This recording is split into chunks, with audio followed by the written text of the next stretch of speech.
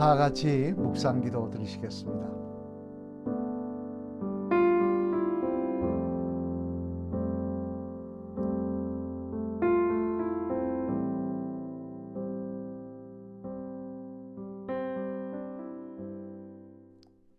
찬송 212장입니다. 212장 함께 부르시겠습니다. 겸손히 주를 섬길 때 괴로운 일이 많으나 구주여 내게 힘주사 잘 감당하게 하소서. 인자한 말을 가지고 사람을 감화시키며 갈 길을 잃은 무리를 잘 인도하게 하소서. 구주의 귀한 인내를 깨달아 알게 하시고 굳건한 믿음 주셔서 늘 승리하게 하소서. 장래의 영광 비추사 소망이 되게 하시며 구주와 함께 살면서 참 평강 얻게 하소서. 아멘. 하나님의 말씀 함께 보시겠습니다. 요한복음 13장 말씀입니다. 신약성경 170면에 있는 말씀입니다. 요한복음 13장 말씀 봉독하도록 하겠습니다.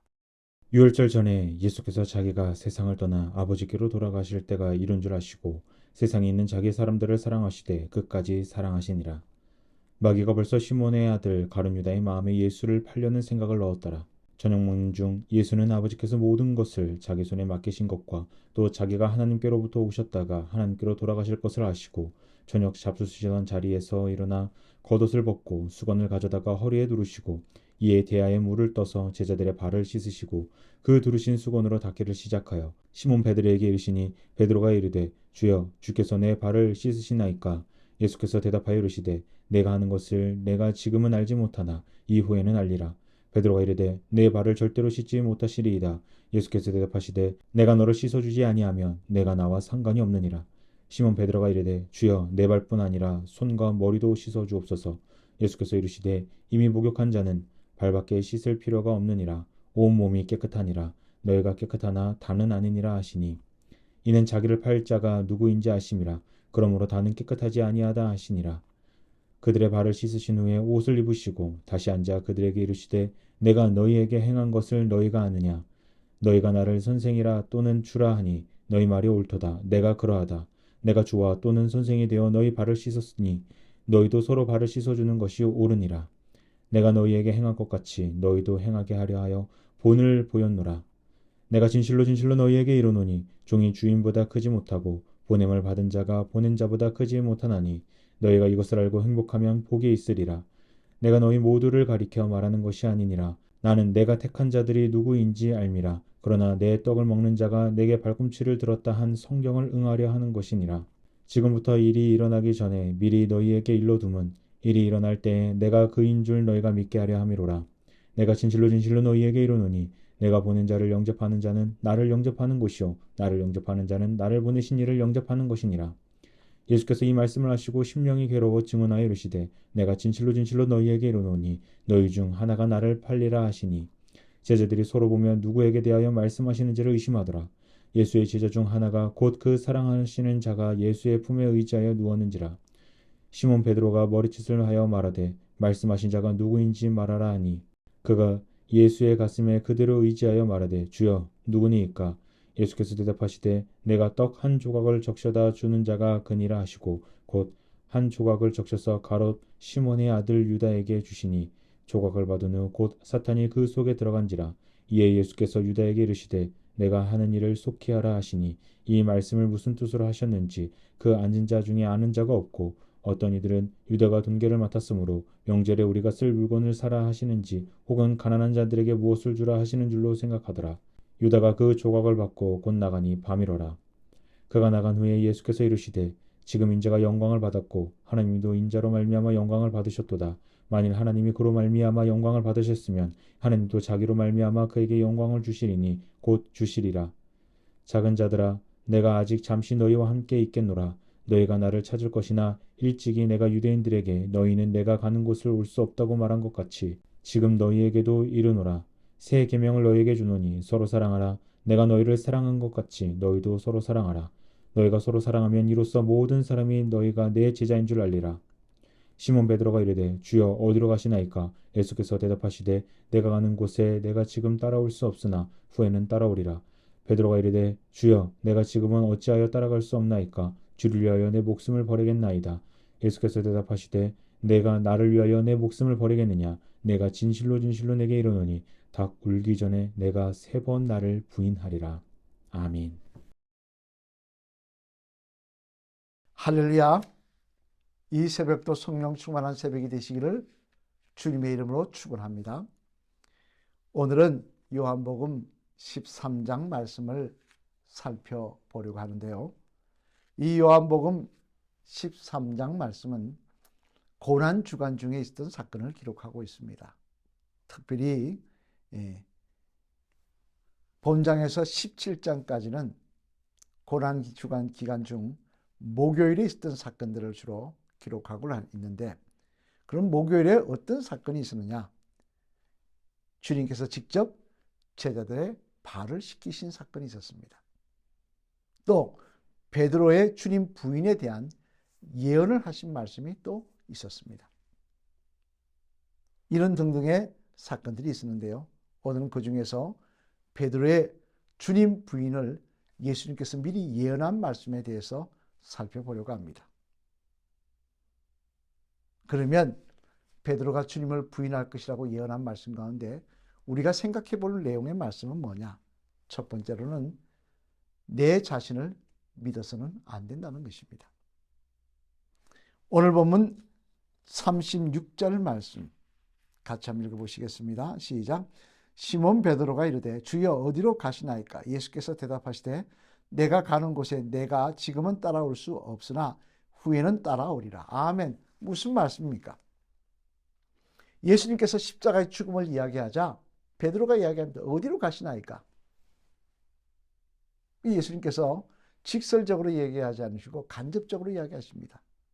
내가 지금 죽음을 맞이하러 간다는 것입니다. 그리고는 아버지 나라에 갈 건데 지금은 네가 따라올 수가 없다. 그러나 언젠가는 사명이 끝난 날 너도 나 있는 곳에 올 것이다 라고 말씀하신 건데, 근데 그 말씀의 깊이를 깨닫지 못한 베드로는 뭐라고 이야기합니까? 37절 말씀 한번 같이 읽겠습니다. 시작. 베드로가 이르되 주여 내가 지금은 어찌하여 따라갈 수 없나이까? 주를 위하여 내 목숨을 버리겠나이다. 아멘. 무슨 말씀입니까? 예수님 말씀이 틀렸다는 거예요. 나는 끝까지 따라갈 수 있다는 것입니다. 나는 예수님을 위해서 목숨도 포기할 수 있다는 거예요. 대단한 결심 아닙니까? 대단한 결단 아닙니까? 그러면 베드로가 이렇게 혼자 이야기한 것도 아니고 예수님께 그리고 다른 제자들이 있는 자리에서 그렇게 아주 장담을 했는데 그 장담을 지켰습니까? 아니더라는 거예요. 예수님 말씀대로 그는 예수님을 3번 부인합니다. 심지어 마지막에는 어떻게 합니까? 계집종 앞에 예수님을 저주합니다. 기가 막힌 일이죠. 그러면 왜 이렇게 되었을까요? 그렇게 나름대로 그런 말을 했을 때는 내가 목숨을 걸겠나이다고 이야기했을 때는 걔도 결단하고 결심이 있었을 텐데 왜? 뭐 많이 지난 것도 아니에요. 하루가 지난 것도 아니에요. 그날 저녁 그 새벽에 있었던 일입니다. 왜 이렇게 되었을까요? 그것은 무엇보다 먼저 믿지 말아야 할 자신을 믿었기 때문이었습니다. 여러분, 흔히 사람들은 자신을 믿으라고 말을 합니다. 그러나 우리들이 분명히 알아야 될 것은요, 사람은 사랑할 대상이지 믿을 대상이 아니라는 것입니다. 이는 다른 사람도 마찬가지지만 나 자신도 마찬가지입니다. 왜냐하면 우리 자신은 너무나 연약하기 때문에 그렇습니다. 우리 자신은 너무나 쉽게 시험에 들기 때문에 그렇습니다. 우리 자신은 너무나 쉽게 마귀의 유혹에 넘어가기 때문에 그렇습니다. 이는 당장 다른 것 떠나서 어떤 일을 결심할 때도 그렇지 않습니까? 여러분에게도 다 학창시절이 있었을 것입니다. 그 학창시절 때 시험 보고 나서 꼭 결심하는 게 있죠. 어떤 결심합니까? 야, 내가 다음부터는 매일매일 공부 열심히 하리라. 예습 복습 철저히 해서 다음엔 시험 잘 치리라. 그렇게 결심합니다. 저나 여러분이나 다 마찬가지죠. 자, 그 결심 지키십니까? 오직 했으면 작심삼일이라는 말이 나왔을까요? 오래가지 않더라는 거예요. 이는 학창시절만이 아닙니다. 어른이 되어서도 마찬가지입니다. 담배 태우시는 분들 새해 말 때마다 결단합니다. 나 담배 끊겠다고. 올해 목표 담배 끊는 것. 은단도 사고 뭐 그럽니다. 끊으십니까? 100분 중에 한두 번 끊고 나머지는 다 실패합니다. 그리고 새해부터 다시 도전하겠다 그럽니다. 왜 그렇습니까? 너무나 연약하기 때문에 그래요. 이는 우리뿐만 아닙니다. 하나님이 창조하신 아담도 마찬가지 아닙니까? 모든 동물의 이름을 지었던 그 아담, 그 똑똑한 아담도 쉽게 마귀의 유혹에 넘어가서 선악과를 따먹었지 않습니까? 우리가 분명히 알아야 될 것은요, 우리는 우리 자신을 믿어서는 안 됩니다. 내가 결단했다, 내가 결심했다, 난 그렇게 살겠다. 천만의 말씀. 오늘 결심했지만 오늘 저녁에 무너지는 것이 우리 인생입니다. 오늘 결정했지만 내일 딴 길 가고 있는 것이 우리 인생입니다. 어리석게 자신을 의지하고 자신이 대단한 사람이냐 착각하는 그런 성도들 되지 마시기를 바랍니다. 두 번째로는요, 오늘 이 말씀을 통해서 또 베드로의 부인 사건을 이해하는 말씀을 통해서 생각해 봐야 될 것은 무엇이냐? 기도 생활을 꾸준히 해야 한다는 것입니다. 마태복음 26장 말씀에 보면요, 십자가를 지시기 전 이제 이 베드로가 예수님 부인할 것이라고 말씀하신 다음에 겟세마네 동산에 올라가셔서 기도하자고 하십니다. 근데 사실 제자들은 피곤했어요. 하루 종일 걸어다녔죠. 또 예루살렘에 들어올 때 많은 사람들 앞에서 막 아예 사람들이 달려와서 예수님께 둘러싸려고 하자 보디가드처럼 예수님 막았었죠. 저녁에 또 밥 먹고 마지막 성만찬하면서 포도주도 한잔 했죠. 노곤했을 것입니다. 그런데 예수님께서 깨어 기도하라고 하십니다. 왜 피곤한 제자들에게 좀 자라고 하지 못하고 깨어 기도하라고 하신 것입니까? 그것은 시험을 이기는 힘이, 내 자신을 이기는 힘이 기도에 있기 때문에 그렇습니다. 우리들이 기도하면 마귀의 시험을 이길 수 있는 힘을 하나님께서 주십니다. 우리들이 기도하면 육신의 연약함을 이길 힘을 하나님께서 주십니다. 이는 당장 지금 예수님을 부인할 것이라고 예언을 하고 계신 그 당사자, 예언을 받고 있는 당사자 베드로만 해도 그렇습니다. 깨어 기도하였을 때 판판히 자다가 그는 부인하고 저주까지 하고 도망갑니다. 하지만 얼마 지나지 않아 사내들인 공회에서 예수님에 대해서 말하지 말라고 하는 그 사내들인 공회 앞에서 그는 뭐라고 이야기합니까? 그는 예수님을 증거합니다. 180도로 바뀌었더라는 거예요. 어떻게 이렇게 180도로 바뀔 수 있습니까? 그때는 죽음이 무섭고 이젠 죽음이 무섭지 않게 되었습니까? 그건 아니더라는 겁니다. 이유는 하나입니다. 마가의 다락방에서 성령을 받게 뜨겁게 기도했던 그 베드로, 그 기도를 통해 성령 충만히 임한 그 베드로, 그 베드로는 더 이상 연약하고 보잘것없는 베드로가 아니더라는 것입니다. 그에게는 하나님이 함께 하시는 믿음의 사람 베드로가 있더라는 거예요. 그에게는 천국의 소망으로 똘똘 뭉친 베드로가 있더라는 거예요. 우리도 마찬가지입니다. 기도하기를 힘쓰며 내 욕심만 놓고 기도하는 것이 아니라 하나님의 사람을 서기 위해서 성령 충만 받기 위해서 기도하며 깨어있을 때, 나아갈 때 오늘도 우리는 하나님 주신 힘으로 무장하여 연약한 나를 이기고 시험을 이기고 담대히 믿음의 사람으로 하나님이 기뻐하시는 자리에 서 있게 될 줄로 믿습니다.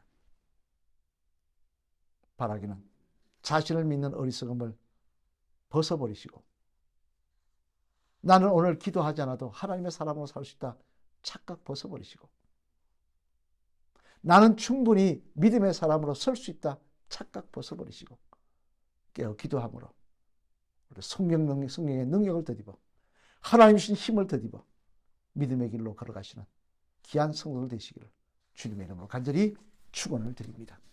기도하시겠습니다. 할렐루야. 하나님 감사합니다. 지난밤도 저희들을 주님의 장중에 보호하여 주셨다가 오늘도 이렇게 복되고 아름다운 하나를 허락하여 주시고 먼저 새벽을 깨우며 기도할 수 있도록 은혜 베풀어 주셨으니 감사를 드립니다. 이 새벽 하나님 저희들 기억하여 주셔서 어리석게 나 자신을 믿고 나는 충분히 믿음의 삶을 살 수 있어 나는 오늘도 예수님의 사람으로 살 수 있으라고 착각하지 않게 도와주시고 그것보다는 깨어 기도하며 성령의 능력을 구하며 하나님의 도우심을 구하는 저희들 되게 하여 주시옵소서. 그래서 하나님이 주신 힘으로 그리스도인의 삶을 살아가는 저희들 될 수 있도록 하나님 축복하여 주시옵소서. 이 나라의 민족 기억하시고 이 민족을 통하여 영광 받아주시며 땅끝까지 이르러 복음 전하는 민족이 될 수 있도록 축복하여 주시옵소서. 대통령과 위정자들에게 지혜와 명철을 더하여 주시고 돕는 자들을 허락하여 주셔서 이 대한민국을 바로 이끌 수 있도록 축복하여 주시옵소서. 이 제단을 놓고 기도합니다. 오늘도 이 제단에 속한 가정들 축복하시며 성령 충만하여 그리스도인으로 살아가게 도와 주시옵소서. 아픈 환자들 치유하시며 연세 많으신 성도님들 끝까지 예수님 찬양할 수 있도록 주님 축복하여 주시옵소서. 오늘도 마무리 공사 가운데 하나님 함께 하실 줄 믿사오며 이 모든 말씀 예수 그리스도님 받들어 감사드리며 간절히 축복 기도 드렸습니다. 아멘. 주기도문에 오시겠습니다. 하늘에 계신 우리 아버지여 이름이 거룩히 여김을 받으시오며 나라가 임합시오며 뜻이 하늘에서 이루어진 것 같이 땅에서 이루어지이다. 오늘 우리에게 일용할 양식을 주옵시고 우리가 우리에게 죄 지은 자를 사하여 준 것 같이 우리 죄를 사하여 주옵시고 우리를 시험에 들게 하지 마옵시며 다만 악에서 구하시옵소서. 대개 나라와 근세와 영광이 아버지께 영원히 있사옵나이다. 아멘.